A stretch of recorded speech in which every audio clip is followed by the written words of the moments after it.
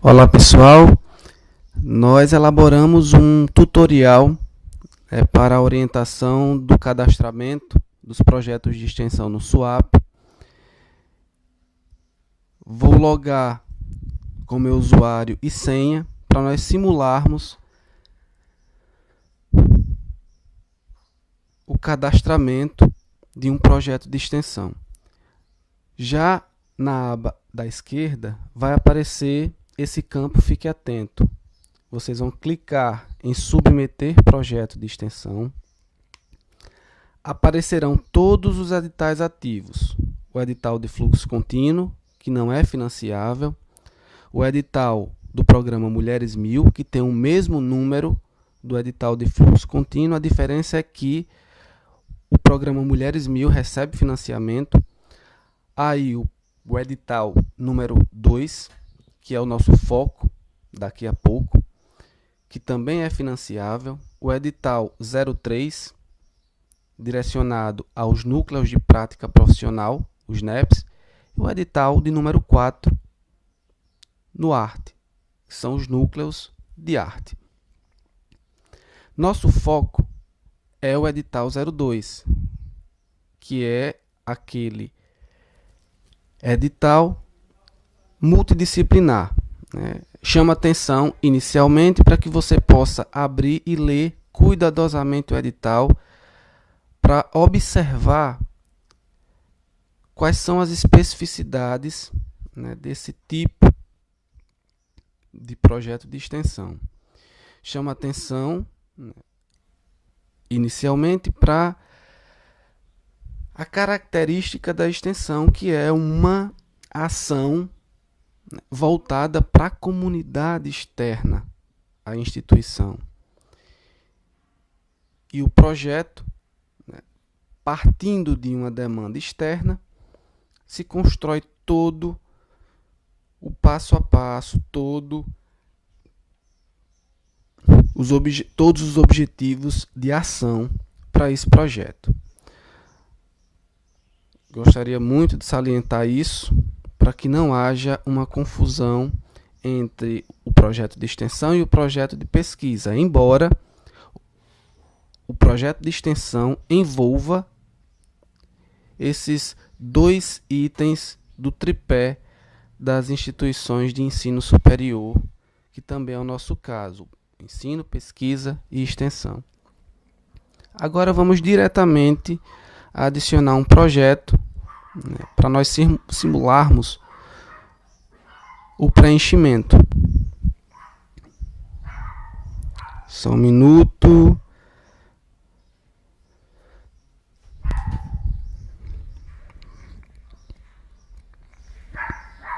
Apareceu aí você vai selecionar o edital. Como eu selecionei o 2, automaticamente vai aparecer edital 2, PROEX, FRN, edital de extensão. Seleciono o campus, o título do projeto. É interessante que você leve em conta o tema, obviamente, o início e o fim da execução. Considerem o início da execução uma semana após ou 2 semanas após o resultado. Foco tecnológico. Não marca essa caixa de diálogo aí. Área do conhecimento, área temática e tema. Chama atenção para inter-relações entre esses dois itens. Então eu vou colocar a área do conhecimento, ciência política, a área temática, direitos humanos e justiça, e um tema relacionado com os dois itens anteriores. Então levem em conta essa coerência, essa relação entre esses 3 itens. Vocês preenchem o resumo do projeto, a justificativa, toda essa parte inicial com esse asterisco em cor vermelha são campos obrigatórios. Então você vai ter que preencher todos obrigatoriamente. os objetivos gerais, vocês podem colocar o geral e detalhar os específicos. A metodologia de ação do projeto, de execução.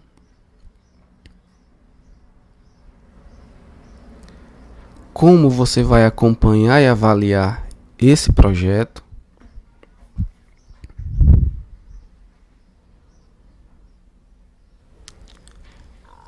Quais são as expectativas que você tem no que diz respeito à realização desse projeto? Você vai sinalizar aí nesse campo resultados esperados. As referências bibliográficas. Você vai registrar aqui nesse campo todos os materiais com os quais você dialogou para elaborar o projeto de extensão. Lembro que devem estar de acordo com as normas da ABNT. Vai lá salvar e vai aparecer já os dados do projeto com tudo aquilo que você preencheu anteriormente. Você dá uma conferida e passa para o preenchimento da caracterização dos beneficiários. Pessoal, levem em conta a coerência interna do projeto. Se eu coloquei como área do conhecimento ciência política, a área temática relacionada com essa área do conhecimento e o tema também, então o público-alvo da sua ação extensionista deve estar em coerência a isso. Então, portanto, eu coloquei aqui movimentos sociais com a quantidade máxima de 100 pessoas para atender. Em seguida, você preenche os membros da equipe. Quem está preenchendo automaticamente já aparece. Você adiciona os alunos que participarão da atividade extensionista ou como bolsistas efetivos ou como bolsistas voluntários. E aí você coloca o primeiro bolsista. E aqui eu vou mostrar que aparece todos os alunos e alunas com matrículas ativas, ou seja, aqueles que em tese estão frequentando as aulas. Eu estou colocando aqui um nome qualquer.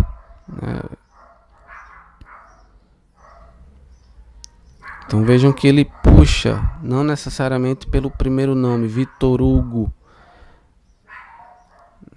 mas ele puxa também pela expressão que você coloca.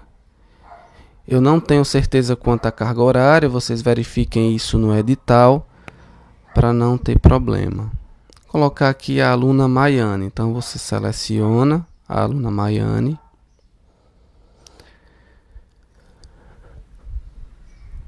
Clica e salva.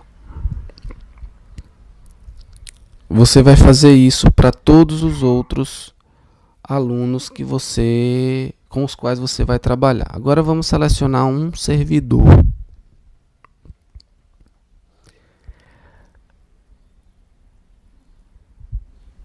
Veja que já apareceu os dados de Maiane.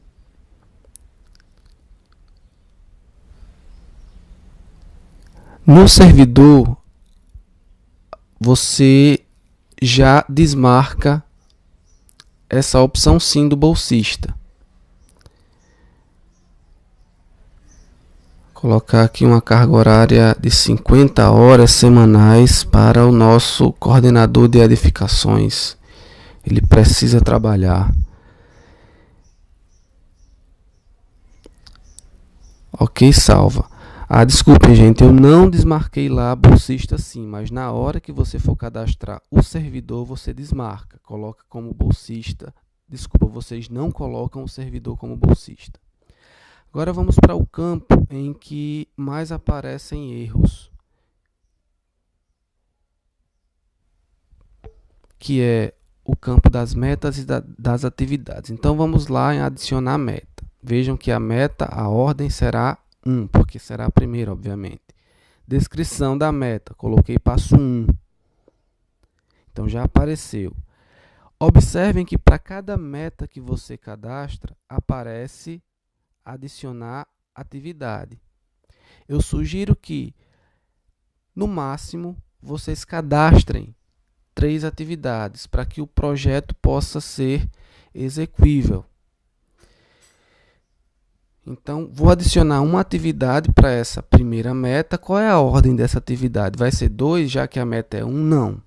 A ordem vai ser 1, porque é a primeira a primeira atividade da primeira meta. Descrevem a atividade.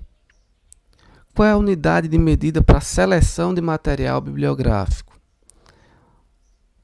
Logicamente, eu vou precisar encontrar-me com os outros integrantes do projeto. Então, aqui eu vou levar em conta que nós vamos nos encontrar. Então, a unidade de medida eu vou colocar encontro. Quantos encontros? Você sinaliza aí nesse campo quantidade. Qual é o indicador qualitativo para a seleção de material bibliográfico? Eu entendo que é a seleção de material bibliográfico adequado aos objetivos do projeto. Mas se você colocar, por exemplo, na descrição, reuniões de orientação, a unidade de medida será encontros de orientação, reunião de orientação ou só reunião. A quantidade você coloca. Indicador qualitativo, nesse caso, seria orientação. Mas nesse caso aqui, em que eu estou simulando, estou colocando seleção de material bibliográfico adequado aos objetivos do projeto em tela. Seleciona um responsável para essa atividade e os integrantes dessa atividade. Então, eu vou colocar o responsável Ricardo e o integrante, ou melhor, a integrante Maiane. Eu estou dizendo aqui que o responsável por orientar Maiane será Ricardo. Se Ricardo for fazer parte também da seleção do material, você marca o nome dele nesse campo. Salvou a atividade para meta 1. Observem que já aparece tudo direitinho conforme você registrou. Então, para meta 1 eu ainda posso adicionar a atividade e aí eu vou seguindo. Vou seguindo a ordem. A ordem da meta agora na atividade seria a atividade 2, se eu fosse cadastrar mais uma atividade para essa meta 1. E agora vamos cadastrar outra meta. Vamos colocar a ordem de meta pela sequência 2, descrição da meta. Eu coloquei aqui passo 2. E você vai repetir a mesma coisa que fez na meta 1. Adicionar a atividade, a ordem dessa atividade dentro dessa meta, a descrição, a unidade de medida, quantidade e indicadores qualitativos, conforme nós já preenchemos. Mas eu vou preencher aqui para fixar melhor essa elaboração das atividades. Ordem da atividade na meta 2 vai ser 1. Cuidado para não se confundirem e de repente colocar ordem 2, nós estamos na segunda meta. E nós estamos cadastrando a primeira atividade para essa segunda meta. Então, descrição, leitura do material. Mais uma vez eu coloquei a unidade de medida encontro, quantidade 5. E se na primeira atividade eu coloquei seleção de material, na atividade da meta 2 eu coloco a análise desse material, que será o meu indicador qualitativo. Quem será o responsável? Eu coloquei meu nome e como integrante da atividade eu marquei todo mundo. Então, eu não vou ser apenas responsável, eu também vou participar dessa análise do material bibliográfico escolhido. Sempre o início e o fim da execução dessa atividade. Por quê? Porque você já vai montando o seu cronograma de ações. Outro campo que gera muito erro é o plano de aplicação. Valor total disponível, aqui aparece 6.200 porque vem um recurso extra da extensão direcionado para auxiliar todos os projetos do campus. Mas o que você vai preencher mesmo, vejam que aqui tem o auxílio a estudantes e o material de consumo que é pelo campus. Então, como você está fazendo a memória de cálculo, você vai lá adicionar a memória de cálculo. No recurso, aparecerão apenas os itens financiáveis, como vocês viram. Então, eu escolhi aqui primeiro auxílio financeiro a estudantes. Descrevo que tipo de auxílio é esse. E aí eu esclareço que são bolsas. A unidade de medida, bolsa.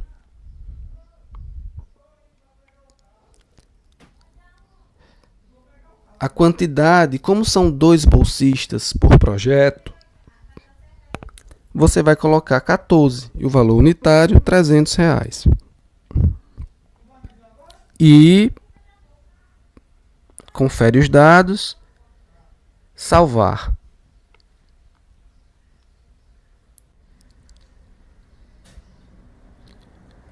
Veja que vai aparecer a memória de cálculo, está em cor vermelha porque ainda não foi executado. Mas vejam que já aparece o valor planejado, o valor disponível. Vejam que os valores batem. Agora eu vou adicionar o outro item da memória de cálculo, que é o material de consumo, que vocês veem aí, barra campus. Isso significa que o custeio desse material de consumo será realizado pelo campus.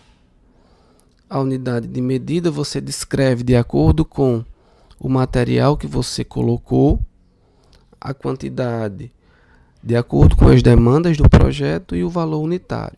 Sugiro que para cada material vocês adicionem uma memória de cálculo em razão da unidade de medida variar, assim como os valores unitários. Feito isso, salva a memória de cálculo daquele item, no caso desse item aqui que eu estou simulando para vocês. Ok, vejam que já apareceu na minha memória de cálculo aquilo que eu vou utilizar de financiamento no meu projeto. Agora vamos para o plano de desembolso, onde eu vou detalhar essa memória de cálculo. Então já vai aparecer apenas aquilo que você preencheu na memória de cálculo. Então vamos lá. Auxílio financeiro a estudantes, percebam aqui, pagamento de bolsas a estudantes extensionistas. Foi eu que escrevi. Então já aparece aqui na descrição da memória de cálculo. Eu posso tanto colocar esse plano de desembolso aluno por aluno, no caso os 2 alunos, como eu também posso colocar o valor cheio. Eu vou preferir aqui mostrar o caminho mais longo. Entendendo o mais longo, vocês fazem o mais curto. Cadastrei o primeiro aluno, estou detalhando o plano de desembolso do primeiro aluno. Já coloquei as 7 bolsas, vou colocar as 7 restantes. Mas vocês podem colocar apenas as 14. No momento em que vocês mensalmente forem acompanhando o projeto, vocês vão validando as bolsas recebidas. Aí vai, independe se você coloca aluno por aluno ou se você coloca as 2 bolsas.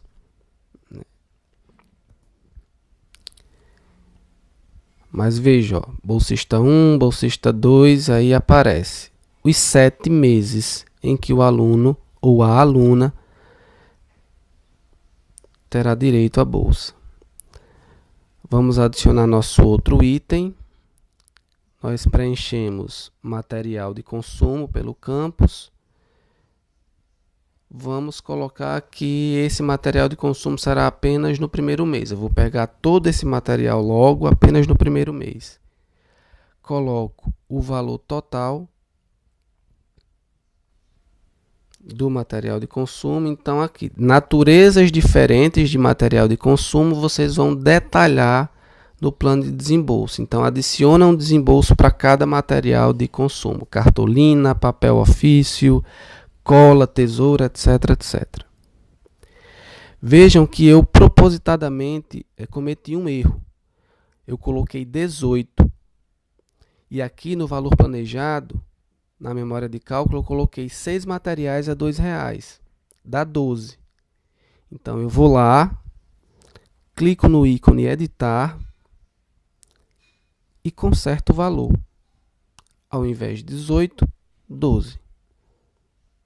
Aí eu preencho novamente, repetir o desembolso até o mês 1, porque eu quero esse recurso já no primeiro mês. Então está detalhado a nossa memória de cálculo. Nós detalhamos, veja que os valores batem. Isso aqui se refere às bolsas dos estudantes, tudo certinho. O material de consumo, batendo também. Você percebe que o plano de desembolso está correto quando o plano de aplicação, quando todos esses valores estiverem batendo. Os anexos, vocês colocam todos os obrigatórios de acordo com o início do projeto lá. Quando você vai clicar, aparece todos os documentos que são necessários para o anexo. Então, o termo de responsabilidade dos alunos bolsistas, o termo de responsabilidade dos servidores que estão integrando a equipe do projeto, sinalizando que eles têm carga horária para desenvolver. E aí você vai escolhendo os nomes concernentes ao tipo de anexo que você está colocando. Feito isso, você salva.